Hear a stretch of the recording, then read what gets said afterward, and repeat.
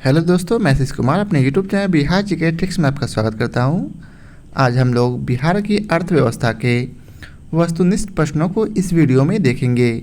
तो यदि आप लोगों ने अब तक हमारा channel Bihar GK tricks subscribe नहीं किया है तो इसे सब्सक्राइब कर लें, साथ ही बेल आइकन को जरूर दबाएं। तो आइए वीडियो को स्टार्ट करते हैं। तो इसका पहला प्रश्न है, बिहार राज्य खादी ग्रामोद्योग बोर्ड की स्थापना किस वर्ष की गई थी? तो इसका उत्तर है 1956 को। बिहार राज्य खादी ग्रामोद्योग बोर्ड की स्थापना 1956 में की गई थी। अगला प्रश्न है, बिहार राज्य विद्युत परिषद का गठन किस वर्ष किया गया था? तो 1958 में बिहार राज्य विद्युत परिषद का गठन 1958 में किया गया था।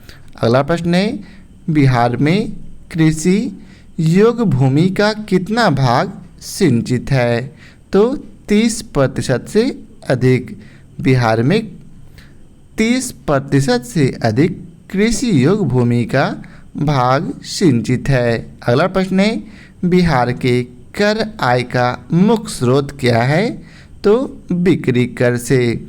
बिहार के कर आय का मुख्य स्रोत क्या है? तो बिक्री कर। अगला प्रश्न है, बिहार में सबसे पुरानी नहर कौन सी है? तो सोन नहर। बिहार में सबसे पुरानी नहर कौन सी है? सोन नहर। अगला प्रश्न है, बिहार में नहरों द्वारा सबसे अधिक सिंचाई किस क्षेत्र में होती है? तो इसका उत्तर है सोन कमांड एरिया में। बिहार में नहरों द्वारा सबसे अधिक सिंचाई किस क्षेत्र में होती है? तो सोन कमांड एरिया में। अगला प्रश्न है, पूर्वी कोसी नहर कहाँ से निकलती है? तो हनुमान नगर बैराज से। पूर्वी कोसी नहर कहाँ से निकलती है? तो हनुमान नगर बैराज से। अगला प्रश्न है, वाल्मीकि नगर के निकट जो नहर निकाली गई है उसका नाम क्या है? तो गंडक नहर। वाल्मीकि नगर के निकट जो नहर निकाली गई है उसका क्या नाम है? गंडक नहर। अगला प्रश्न है, बिहार में सबसे बड़ा ताप विद्युत संयंत्र कौन सा है? तो कहलगांव। बिहार में सबसे बड़ा ताप विद्युत संयंत्र कौन सा है? कहलगांव ताप विद्युत संयंत्र। अगला प्रश्न है, बिहार में विद्युत ऊर्जा का मुख्य स्रोत क्या है? ताप विद्युत। बिहार में विद्युत ऊर्जा का मुख्य स्रोत है ताप विद्युत।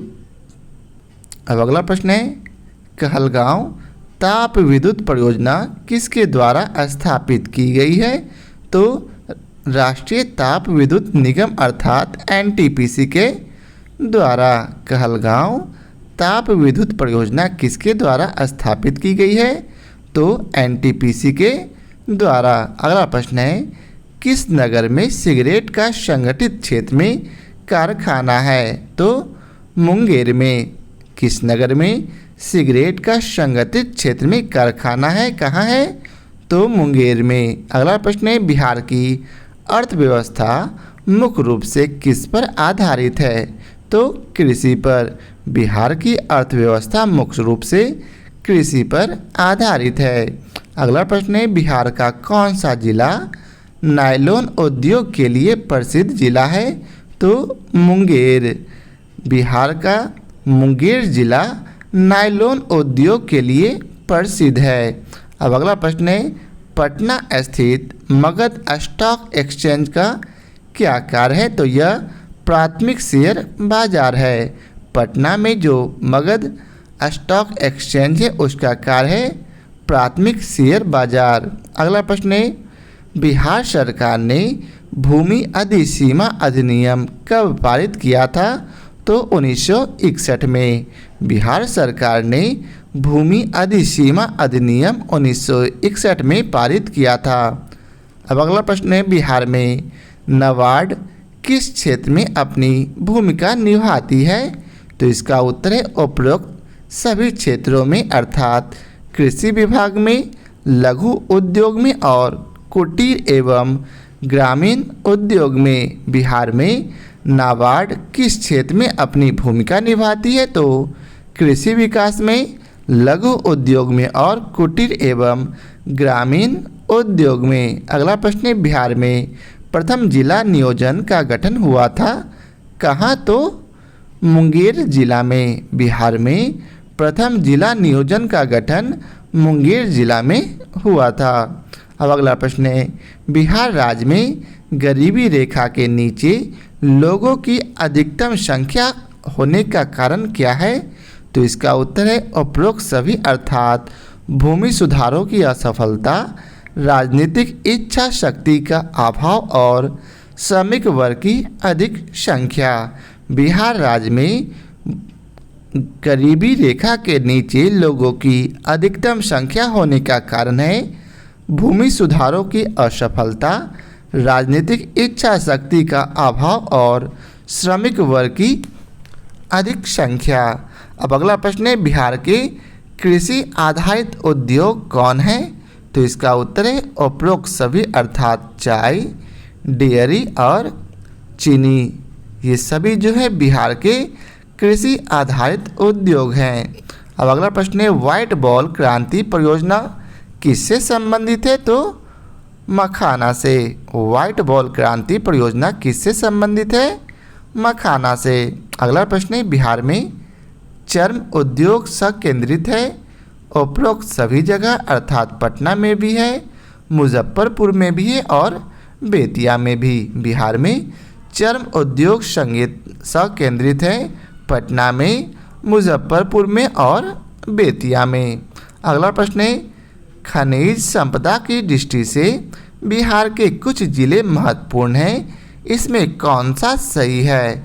तो इसका उत्तर है उपरोक्त ए और बी दोनों, अर्थात रोहतास, कैमूर, गया, नवादा, भागलपुर, बांका, जमुई, ये सभी जो है खनिज संपदा की दृष्टि से बिहार के प्रमुख जिले हैं। अब आइए चलते हैं अगले प्रश्न पर।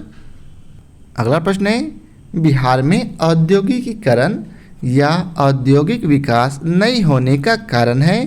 तो इसका उत्तर है उपरोक्त सभी, अर्थात अपर्याप्त अधिसंरचना, निवेश के प्रति उदासीनता और सहयोग प्रदाता संस्थाओं की रुग्णता। फिर से पढ़ते हैं, बिहार में औद्योगिकीकरण या औद्योगिक विकास नहीं होने का कारण क्या है?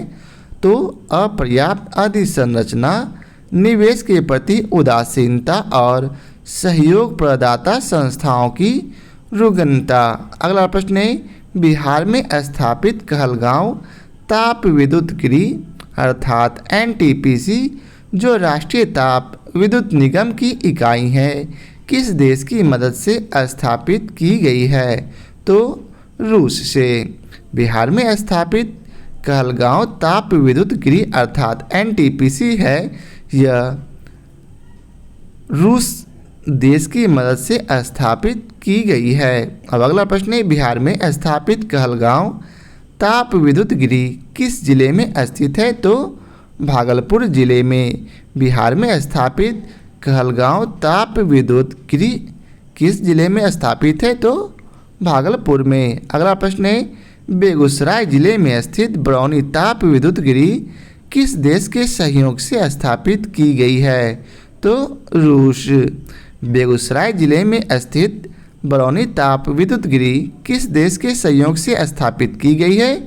तो रूस। अगला प्रश्न है, बिहार में कांटी ताप विद्युत संयंत्र किस जगह पर स्थापित है? तो मुजफ्फरपुर में। बिहार में कांटी ताप विद्युत संयंत्र किस जगह पर स्थापित है? मुजफ्फरपुर में। अगला प्रश्न है, बिहार राज्य में विद्युत उत्पादन एवं वितरण का स्वतंत्रता पूर्व दायित्व किस पर था? तो इसका उत्तर है बिहार उड़ीसा की सरकार पर। बिहार राज्य में विद्युत उत्पादन एवं वितरण का स्वतंत्रता पूर्व दायित्व किस पर था? तो बिहार उड़ीसा की सरकार पर। अगला प्रश्न है, बिहार में रेलवे का प्रारंभ कब हुआ? तो 1860 से 62 में। बिहार में रेलवे का प्रारंभ कब हुआ? तो 1860 से 62 में। अगला प्रश्न है, पूर्व मध्य रेलवे जिसका कार्यकाल हाजीपुर में है ने कब से कार्य करना प्रारंभ किया? तो इसका उत्तर है 1 अक्टूबर 2002 से। पूर्व मध्य रेलवे जिसका कार्यालय हाजीपुर में है ने कब से कार्य आरंभ किया? तो 1 अक्टूबर 2002 से। अगला प्रश्न है भारतीय संविधान के किस धारा के अंतर्गत बिहार सरकार विधानसभा में वार्षिक वित्तीय ब्यौरा अर्थात बजट प्रस्तुत करती है? तो धारा 202 में। भारतीय संविधान के किस धारा के अंतर्गत बिहार सरकार विधानसभा में वार्षिक वित्तीय ब्यौरा अर्थात बजट प्रस्तुत करती है? तो धारा 202 में। अगला प्रश्न है स्वतंत्रता के समय भारत के 56 चीनी मिलों में से बिहार में कितने चीनी के मिल थे? तो इसका उत्तर है 23। स्वतंत्रता के समय भारत के 56 चीनी मिलों में से बिहार में कुल 23 चीनी मिल थे। अब अगला प्रश्न है बरौनी तेल शोधक कारखाना की स्थापना 1964 में किस देश की सहायता से स्थापित किया गया? तो इसका उत्तर है सोवियत संघ अर्थात रूस की सहायता से। बरौनी तेल शोधक कारखाना की स्थापना 1964 में किस देश की सहायता से स्थापित किया गया? तो सोवियत संघ से। अब अगला प्रश्न है बिहार राज्य विद्युत परिषद का गठन कब हुआ था? तो 1 अप्रैल 1958 को। बिहार राज्य विद्युत परिषद का गठन कब हुआ था? तो 1 अप्रैल 1958 को। अगला प्रश्न है भागलपुर स्थित कहलगांव ताप परियोजना में उत्पादन कार्य किस वर्ष प्रारंभ हुआ था? तो इसका उत्तर है 1992। भागलपुर स्थित कहलगांव ताप परियोजना में उत्पादन कार्य किस वर्ष प्रारंभ हुआ?